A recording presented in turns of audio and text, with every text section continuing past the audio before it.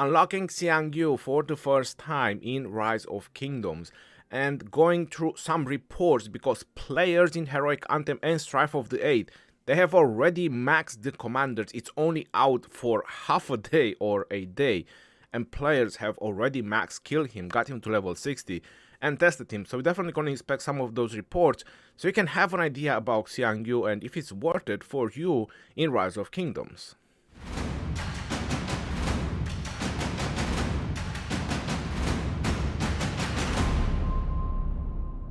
Hello everyone and welcome back to another Rise of Kingdom video. My name is Legend Ronnie and today I'm gonna unlock Xiang Yu for the first time and we're gonna inspect battle reports from Heroic Anthem. Before we're gonna get into that, let's take a moment for our sponsor.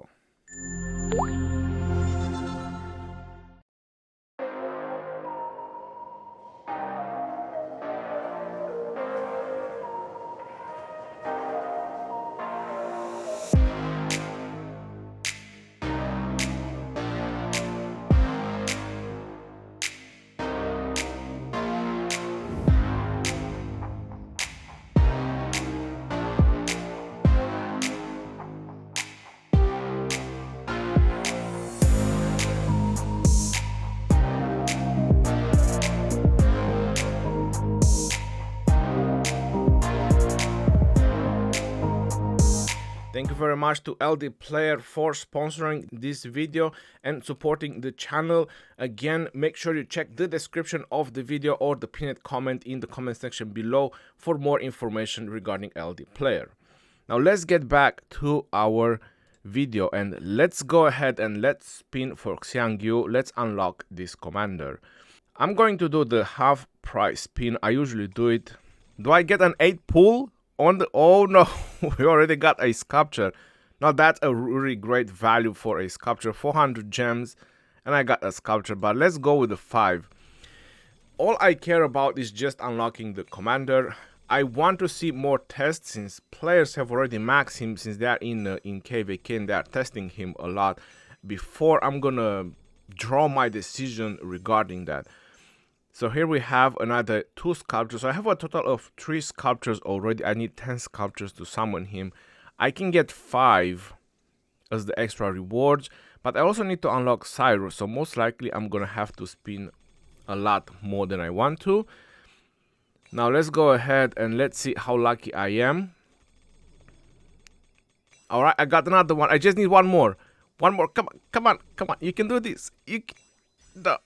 No. So with this, I have 9 sculpture. Now what is there to do? Do another 5 spin. So let's go ahead. Let's just go for another 5. I'm close to the 25 milestone, so who knows? Yikes. This wheel is definitely gonna be a very expensive. And I got the sculptures. There you have it. So I can unlock Xiang Yu. Yes, ladies and gentlemen.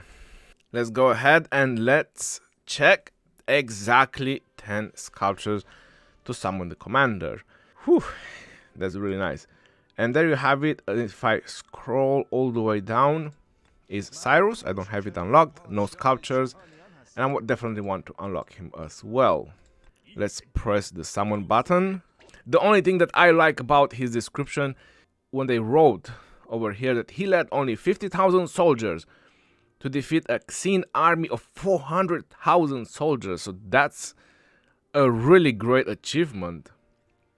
I mean, they were outnumbered by 1 to 8 and they won.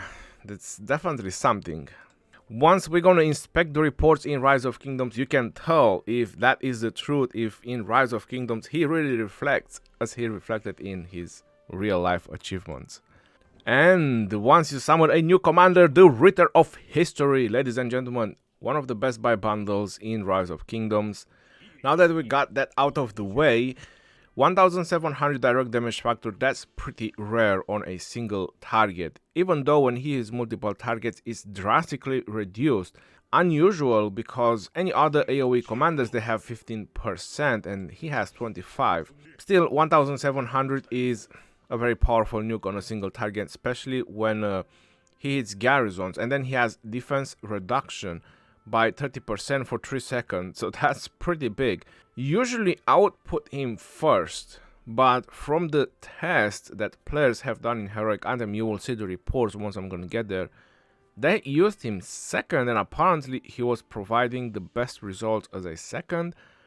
I don't know why, because you want to empower your second in command because you reduce the defense of the target, right? And then your second in command should do a much more powerful nuke. He has the skill talent tree, a little bit of conquering, and obviously the calf tree.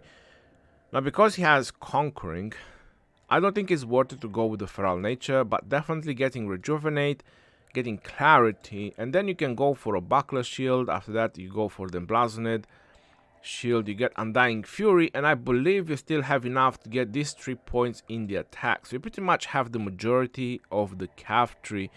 You have the most important part of the skill tree, and you also get a little bit of defense or a little bit of damage mitigation, 9% counterattack damage reduction.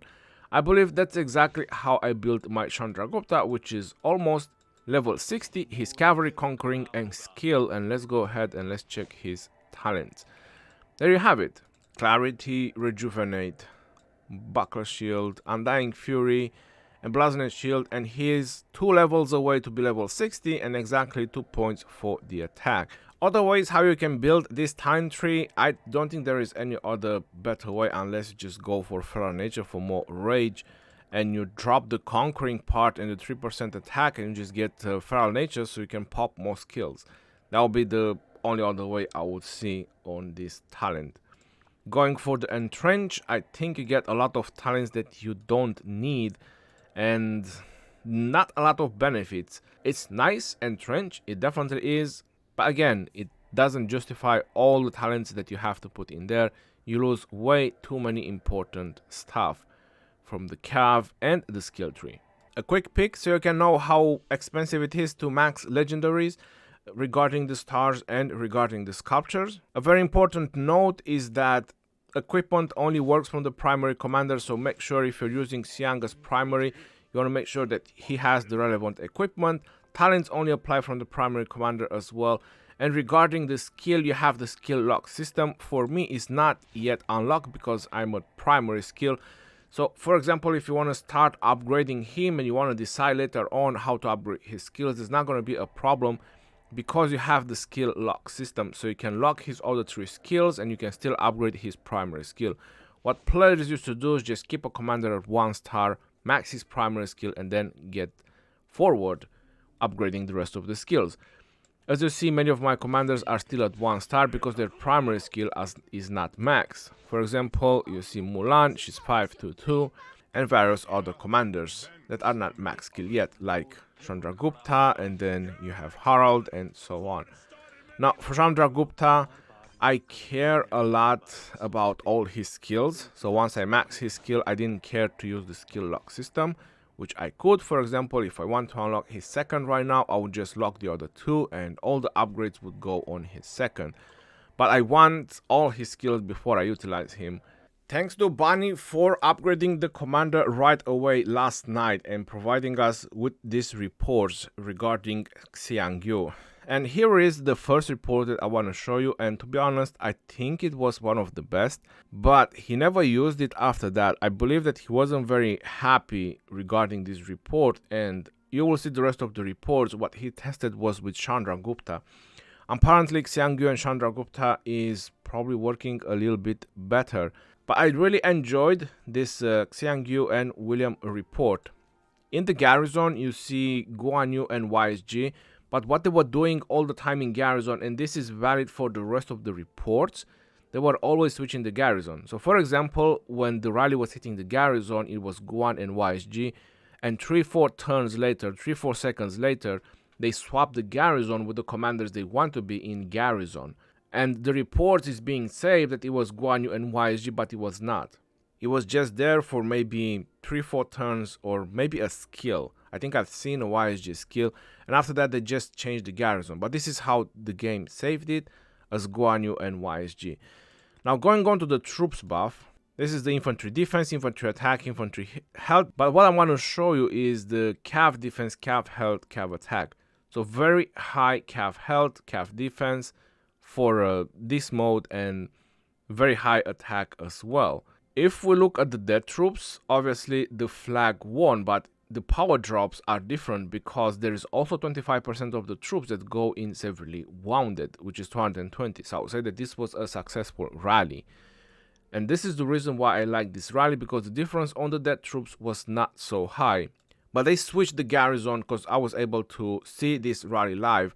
They were switching the garrison quite often. They tried Zenobia and YSS, Zenobia and Wu, and various other combinations. This is Xiang Yu and Chandragupta, but with very poor reinforcements. They had 3 reinforcements, and then the rally was disbanded at 1.2 million. I believe the garrison had reinforcements as well, and it didn't work so well. You see the 100,000 dead difference. That's definitely pretty high, and obviously power drops was much high on the left side. Zhang, Bot and Bunny, they both have high-end equipment and most likely have as high crystal tech as possible. So it's pretty equal when they are both rallying. They most likely have the best of the best that you could probably think about. So Zenobia and YSS still crushed this Xiang Yu, but like I was mentioning, the reinforcements was not the greatest. This is Chandragupta and Xiang Yu. This is the type of rally that Bunny has going on and on and on and on. It seems that he pretty much enjoyed the Chandragupta and Xiang Yu combination. Chandragupta being first and Xiang second. I believe he tried Xiang first and Chandra second, and the reports was not so good. So Chandragupta first and Xiang second seems to be the best setup that players have found so far for Xiang Yu.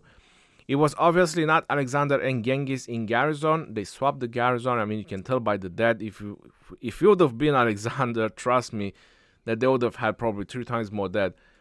But they were keep switching the garrison and play with the garrison, and most likely it was a Zenobia and YSS or a Zenobia and Wu, which you have them over here. But like I was saying, they would just keep playing with the garrisons all the time, or probably too much micromanagement. But going on to the Cav stats, you have 124 health, 140 defense. So something he done a little bit different here. He went with a little bit more defense and a little bit less health. But on the previous ones, they are all the same. And Cav attack 239. So he probably tried to stack more defense and health and reduce attack. And he probably noticed that it didn't work. Because I believe he has the sword, 25 attack sword with special talent. I believe. So obviously there's like 30 and something attack versus 17 defense. He probably tested to see if that is working better. I'm guessing. This is another report from Xiang Yu and Genghis Khan, because it was another rally that everyone wanted to test or wanted to see a report. Judging by the power drops, there was definitely a lot of T5s in the rally side, even though it's not a whole lot of that difference. But it kind of tells you that a lot of T5s were lost on this side by the power drops. So Zenobia and YSS is still doing very, very well, even against the new Cav commanders, the new Cav rally commanders. Surprisingly, the Cav health is very low, 67.5, defense 115, 301 attack. Now this is a spectacular amount of attack on this Xiang Yu. Is definitely stacking attack quite a lot. And infantry attack, defense, and health. Probably if they would have cancelled the rally when it was like 2 million or 1.8 million or something, things would have been a lot more different. And here we have the report from Bunny trying Xiang and Genghis Khan against Zenobia and Wu, and it didn't work. This is why he never used it after that. Going on to the troops buff, he just rallied a little bit, he cancelled it. And this is where he switched to a lot more attack, 252 attack, 137 defense, and 126 health. And this was his tries. The rest of the tries, I'm not going to show really all of them, because there's quite a lot of them and it will probably make the video too long. But Chandragupta and Xiang Yu was his best option that he found so far. People have tried Xiang Yu and Saladin as well. Apparently it also didn't work so well. So 250,000 difference in that, but severely wounded are 386. So in theory the rally won, but it still lost more troops. and it depends what you're looking at, power drops or death wise. So death wise, the garrison still won because those troops can be healed, while these troops are gone forever. Even though you get half back, but the garrison gets half back as well. So you see the infantry health 110%, so much higher infantry health, 185 defense and attack, and obviously the same stats, attack, defense, and health. So there you have it, ladies and gentlemen. Zenobia Wu or Zenobia YSS is still some of the best garrisons that you can defend with in Rise of Kingdoms. Probably a lot more tests needed for Xiang Yu, or who knows, people need to try some different pairings, or maybe when the crystal tech is max, because these are skill damaging commanders, right? So it might have a different impact once you have max tech. Until next time, this is your boy Legend Ronnie signing off. I hope you enjoyed this video and stay safe, my friends. Peace out, yo, and take care.